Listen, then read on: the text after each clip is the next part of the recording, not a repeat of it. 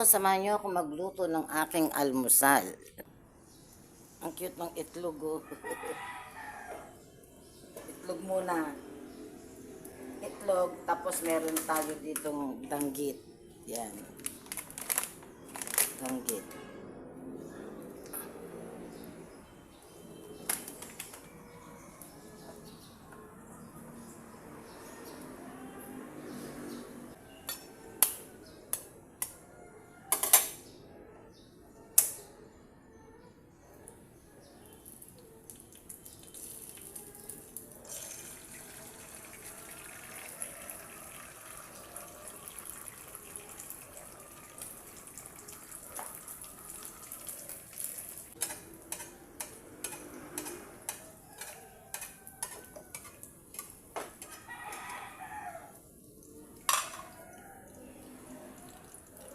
Mag-almusal muna ako at mamayang hapon uuwi na ako sa Hermosa, dun sa anak ko. Sinamantala ko habang narito, magbablog ako. Kasi syempre wala ako sa Hermosa. Hindi ko kasama si Chris para pagbalik ko i-edit na lang ni Chris kasi siya na yung upload. So, nakabili ako ng kaserolang maliit. Ngayon naman, pinaplano ko yung ganito kaliit na na kawaling teflon na pang inverter talaga. Ilang piraso lang naman.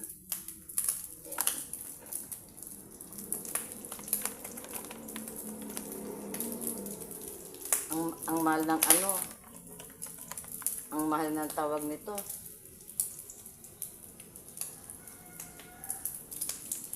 Yan lang naman, ulam ko na, tapos maraming hinog na mangga dyan. Mag-ulam ako ng hinog. O mamayang tanghali, yung pinitas kong mangga, iulam ko naman sa alamang. Kahapon, ang dami naming ulam. Tapos may niluto pa akong may niluto pa akong adobong leeg ng manok. Piprito ko sana para iulam din. Kaya lang pag ganitong almusal, ganito na lang almusal ko, itlog. Tapos itong danggit. Dapat ganyan kanina.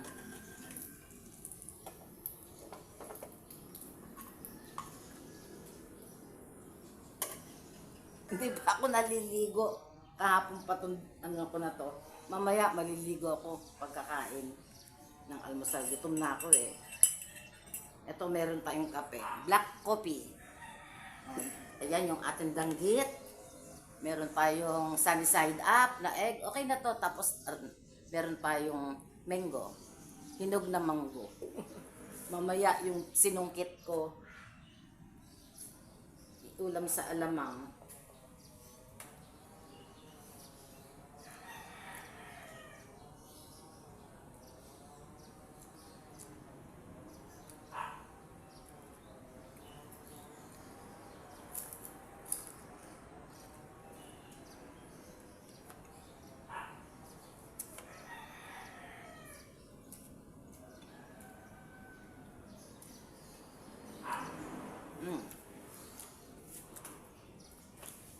Buksan ko yung electric pan. Medyo mainit.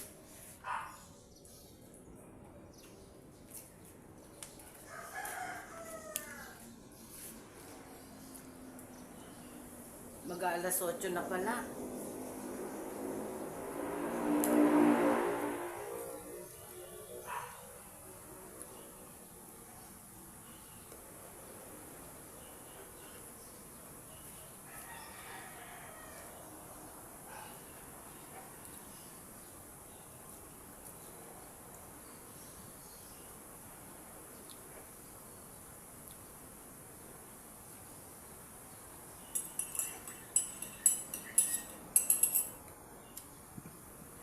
Napasarap ang tulog ko kagabi. Hindi kasi masyadong mainit.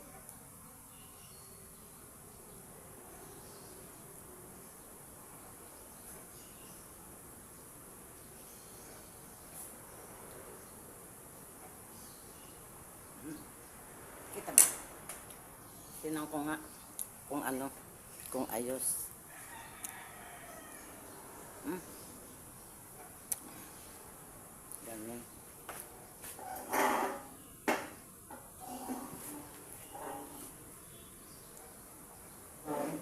Umayos ako ng pwesto, hindi yata ako makikita eh. Nakarap kasi dun yung ano.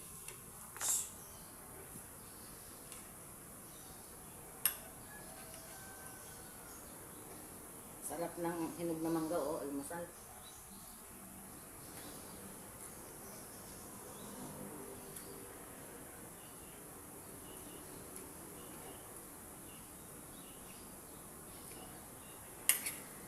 Pero alam nyo ba, masarap tong hinog na mangga sa sinangag na kanin.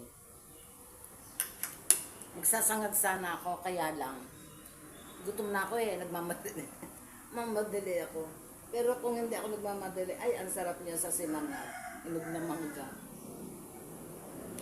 Minsan nga, yan lang ang ulam ko eh. Hinog na mangga sa sinangag.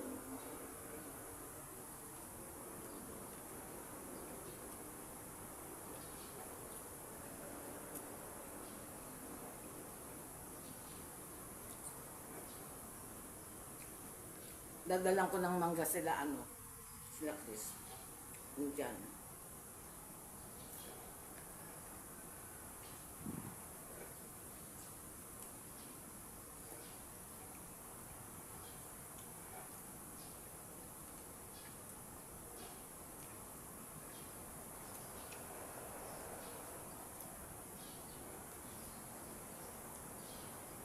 What? Langaw.